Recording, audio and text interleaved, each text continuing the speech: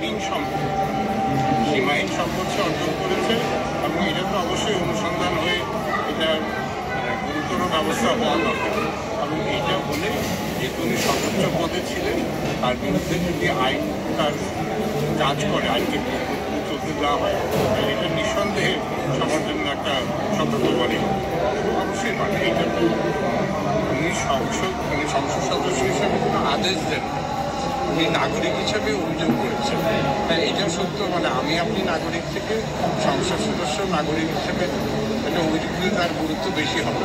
কিন্তু এটা অভিযোগ কোনো বাধা নেই, যে কোনো একটা অপরাধ হয়েছে যে চৌধুরী সংসদ সদস্যের কাছে যে কোনো নাগরিকই অভিযোগ করতে পারে।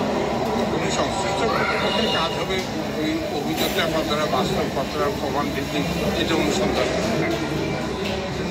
এটাই প্রসেস, মানে অভিযোগ পেলে প্রাথমিক অনুসন্ধান করে যদি প্রমাণ পায় তখন তারা এনকোয়ারি করবে।